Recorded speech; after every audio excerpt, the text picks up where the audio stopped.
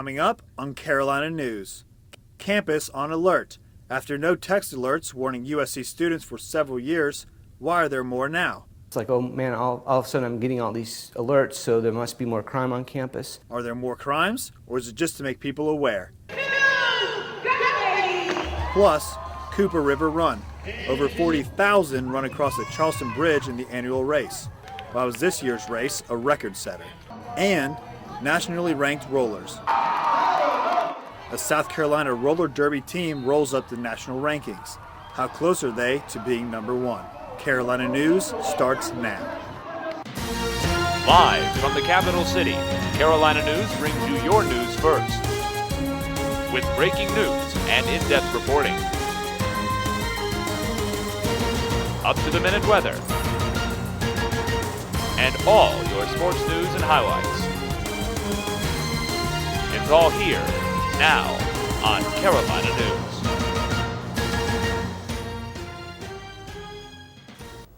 Hello, and welcome to Carolina News. I'm Ben Rakowski.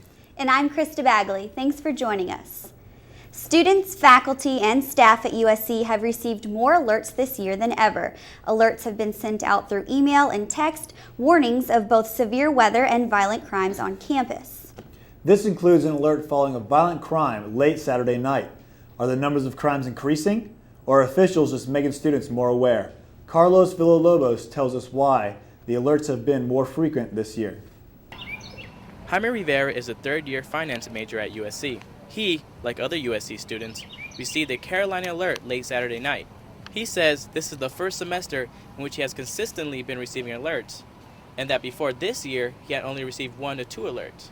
He says he feels more in the loop of what's happening on campus. I feel a lot safer. I feel like I'm more aware of what's going on, especially like with crimes like these that are going on right now. It's pretty serious, so I'm glad to know that, I know exactly where it's happening. Police say it was here on Main Street that the robbery occurred, but what seems like years of the system not working, why is it now that students are receiving notifications? Aaron Grabsky is the captain for the Division of Law Enforcement and Safety. Grabsky says the system has always sent out alerts, but that previously they used other forms of media to do it. Now they are sticking to one method. Texting is the best way to communicate something urgent, like the other night when we had our armed robbery, right?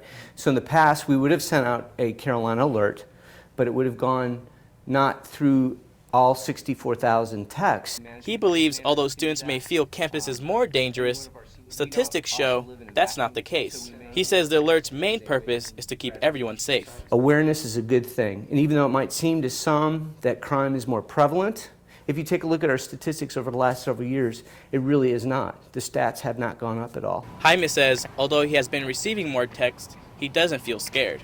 Instead, the alerts give him more of a sense of safety. I'm so glad that, they actually have a system alerting us of what's going on. He says he hopes to see more messages and for the system to improve. Carlos Villalobos, Carolina News. Grabsky says they will continue to work on improving Carolina alert system, and student feedback is crucial in improving it. There's late news of a school shooting in Oakland, California. According to KTVU in Oakland, the shooting took place at Oikos University. Reports say at least 5 people are dead and several more are wounded. The Oakland Fire Department received its first call around 11 a.m. Pacific time. Authorities say 2 people have been shot and 6 were wounded. Police are still investigating the incident, but they did just tweet that they have arrested the suspected gunman. Gamecock Nation mourns the loss of longtime women's tennis coach Arlo Elkins today. Elkins served as head coach for the women's program for 29 years. The team made the NCAA tournament 19 times under his leadership, including 17 consecutive appearances. Elkins was also the first USC coach during the SEC Coach of the Year. In a public statement, Athletic Director Eric Hyman says, "It was a very sad day for South Carolina athletics with the passing of Arlo Elkins. We lost a member of our family. Coach Elkins was an icon in our department for 29 years. The focus of his life was in our student athletics in the women's tennis program. Our thoughts and prayers go out to the Elkins family. He'll be dearly missed." Elkins stepped away from his daily role as head coach in February for health-related reasons. He was 62 years old. Early yesterday, a body was found in a pond at a local Columbia park. Police have taken Peter Edward Chalers into custody as a person of interest in the homicide of an unidentified man. The body was discovered in a pond at Southeast Park, located off of Hazelwood Road in Columbia.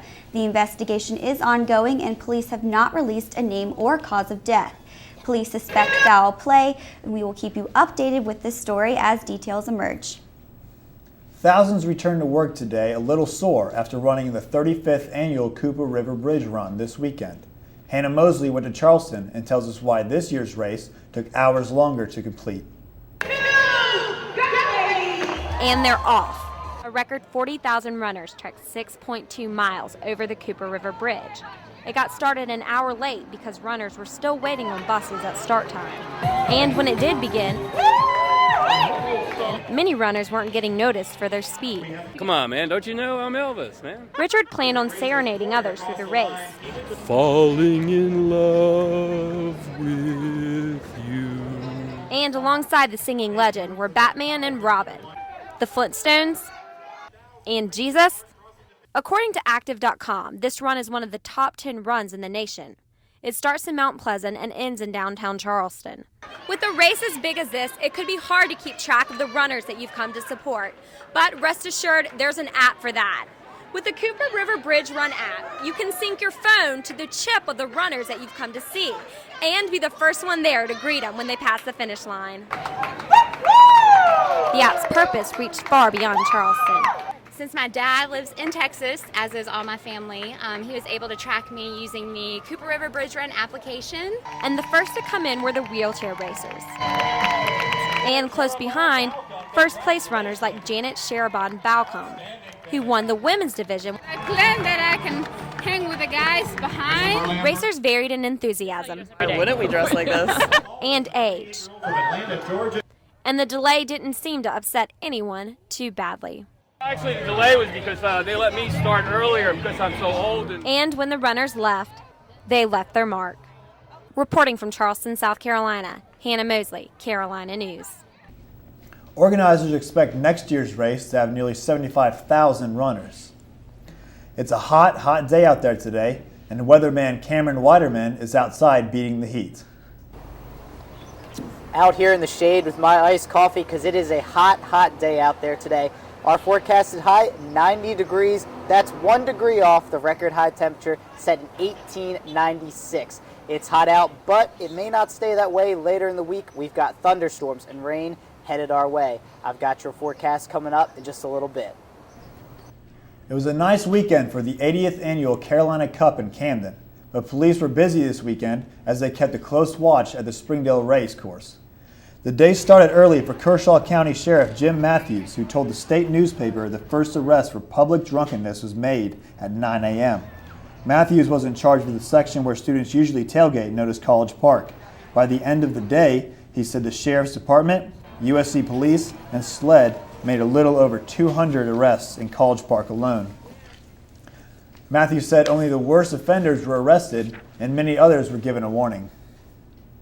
Autism cases are on the rise. The latest statistics show a startling 1 in 88 children will be diagnosed with the disorder. April kicks off Autism Awareness Month, and Maggie Winterfelt tells us why the South Carolina Autism Society wants you to get involved. Well, this is my son Wesley. He's 10 years old. He was diagnosed at 17 months of age. Margie Moore Williamson's son is now in a mainstream 4th grade class, but he faces unique challenges. This is the first year that we're kind of seeing a little bit of the bullying going on, 4th grade. Moore Williamson is a parent liaison at the South Carolina Autism Society. She also advocates for autism rights at the State House. I think that we can't turn a blind eye to this. I mean, this is kind of becoming epidemic proportion at this point. Craig Stockton is the president of the South Carolina Autism Society. Everyone's affected. 1 in 88, there's no way you're not affected, either by someone you know, a family member, someone you go to church with. As Moore Williamson's son demonstrates, early detection is very important. It can help a child get into programs that will allow them to function in society later on. Our overall goal is for more inclusion and full inclusion in the community, not only the schools, but in the whole community. No two people with autism are alike. If you just take a few minutes to sit down, not judge the way that they talk or the way that they communicate with you, you can learn a million things from them. You can take the time to walk with a person with autism during the Autism Stride in Greenville on April 14th. Maggie Winterfelt, Carolina News. The South Carolina Autism Society is hosting events all over the state to raise autism awareness this month. You can visit scautism.org to find out an event near you. The Columbia Quad Squad Roller Girls are skating their way into the national rankings. Courtney Krebs has more on the evolution of the Quad Squad program. From skates to fishnets, the Columbia Quad Squad is dishing out some hard hits in the Women's Flat Track Derby Association.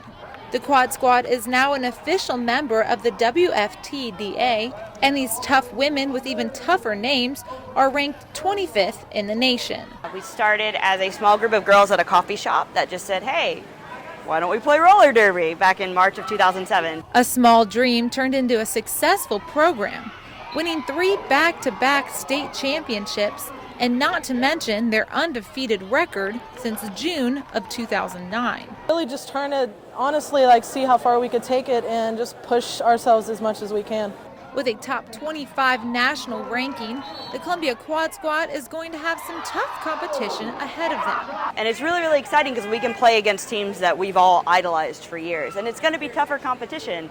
And for certain, that winning streak is going to break at some point. Saturday's bout against the Tallahassee Roller Girls marks the first official bout as a WFTDA team. We try to take it game by game, bout by bout. Today we're playing Tallahassee. Today our mission is to beat Tallahassee. The teams battled it out until the last second when the Columbia Quad Squad won the bout by just 1 point. If they keep their winning streak up, the Columbia Quad Squad will compete for a national title in November. Courtney Krebs, Carolina News. The next home bout will be May 19th when they take on the Lehigh Valley Roller Girls All-Stars at 7 p.m. Coming up next on Carolina News. Irish and Scottish heritage meet in the South at the historic Columbia Speedway.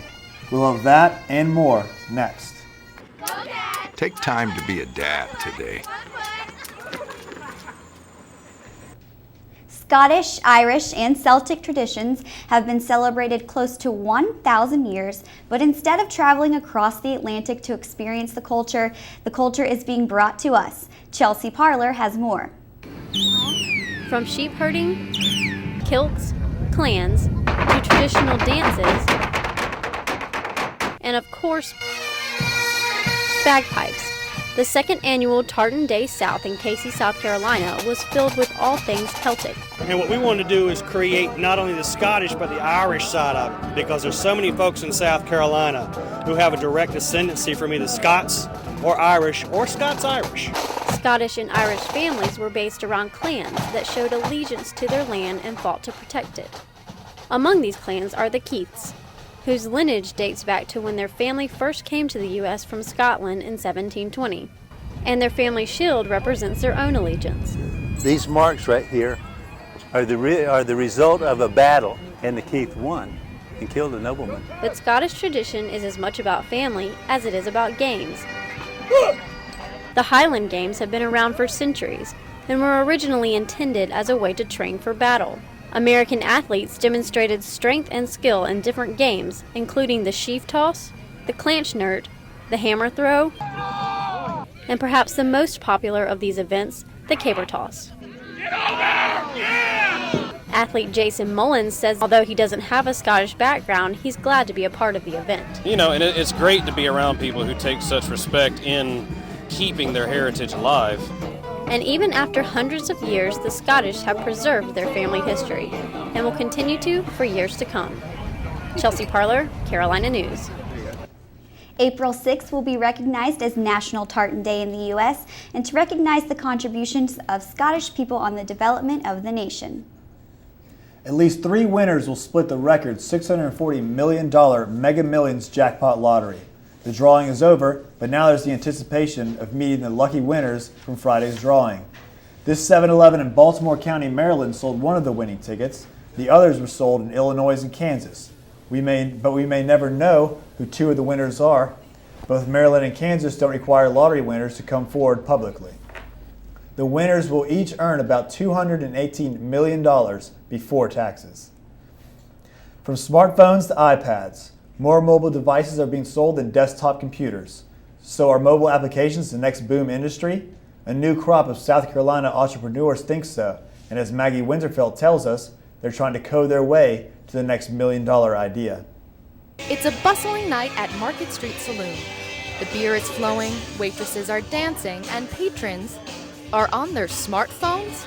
If you want a song request played, log on to milkshake.fm. Chris Clark is testing out Milkshake.fm, a new mobile application he created with Matt Arute. It's a collaborative music playlist controlled on a smartphone, allowing patrons to choose the songs that will be played and to vote songs up or down on the playlist. Simply put, it's a jukebox for the new millennium. Get out your phones and log on. This is the culmination of months of work. Your chance to be the jock of the night. And its success was in jeopardy just the day before. I'm a little bit stressed out. We just had a major bug that almost caused a crisis and would have had to cancel the rollout of this application tomorrow, but got through it and it seems to be working now. One little mistake can affect the entire product, and all it takes is one mistake tomorrow, and it can make the entire thing a flop. Clark and Arute are part of a new breed of entrepreneurs, those looking to make it big with mobile applications, what many see as the next wave in industry. USC professor Duncan Buell agrees. There are lots of people making a lot of money on mobile apps. Mobile apps are the biggest growth right now in the software industry. Everything is converging on something like an iPad. Last year, Sean Sullivan saw a big opening in the mobile marketplace. He left his position as the chief technology officer at software giant Blackbaud and founded Electric Plum. And the internet was brand new, and every business needed a website all of a sudden, but no one knew how to do it. So there was a huge boom there about trying to provide the services to build websites for these folks. Same thing's happening now with mobile. He says part of the boom in apps may be due to the ease of entering the marketplace. The App Store economy and the way you can distribute software without having to have teams and sales teams to distribute, it becomes really possible to be a small company of one, in this case, hopefully not for long, and succeed. With over 500,000 applications in Apple's App Store, sometimes just getting consumers to see your app is the biggest hurdle to success. You can put your app up there and nobody will notice it because it takes forever to find it. You have to somehow get a big hit, and it's almost like buying the lottery ticket. While the Market Street Saloon trial wasn't a home run, it went well enough. Chris and Matt say it gave them invaluable information about how to improve the product. So for now, they will continue to test and revise Milkshake.fm so that when they finally launch it on iTunes, it has the best chance of rising to the top of the pack. Maggie Winterfeld, Carolina News. There's an app for almost everything. To find one that best suits your needs, browse through the Apple, Droid, or BlackBerry app stores. As this story demonstrates, if you can't find what you're looking for, you can always create it. And out of those millions of apps, there's a lot that tell you the weather. That's right, Ben. And one of them might just tell you that we're approaching record high temperatures today. Cameron Weiderman has an idea on how to cool things down in Columbia. So guys, here's the plan. Take a few more of these giant fire hydrants, place them around the city and turn them on. It'll cool us down and it'll be a little wetter, but either way, it's going to be that way later in the week. I've got your 5-day forecast coming up right after the break. Bet it wasn't. All right, coming up on Carolina News. Got no tags, but it's got Batman on it. He's dressed like Batman. Officers in Maryland finally nabbed Batman. What really happened? We'll have that in next.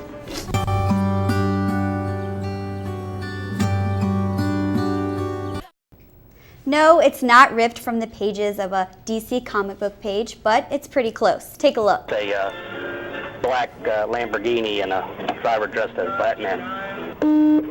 You can send me Robin if you wish. Montgomery, Maryland County Police recently pulled over Batman, or at least a guy in a Batman costume and driving a Batmobile. The man's name is really Lenny Robinson, and police pulled him over for not having his license plate displayed properly. Police were often making jokes and even asked Batman to pose for a picture. Robinson was dressed up because he's been visiting kids in hospitals in the D.C. and Baltimore area for a decade. Didn't we see Batman doing the Charleston Bridge run too? We did. All over the place. Just another imposter. His last name is Robinson. Ooh, did not notice that, man. All right, Cam, what can you tell us about our final weather forecast? As I was saying earlier, hot today, but the rest of the week, it's not going to be that way. You've got that Wednesday where it's going to be nice, but Thursday and Friday right now, it's looking pretty ugly. 75 degrees Thursday with some rain. Friday, kind of the same thing, a little bit lower temperature, but for Easter weekend, it's looking pretty good. Nice, Right, thank you, that sounds Cam. great. And that's all the time we have for today. Thank you so much for being with us. See you tomorrow. Have a great night.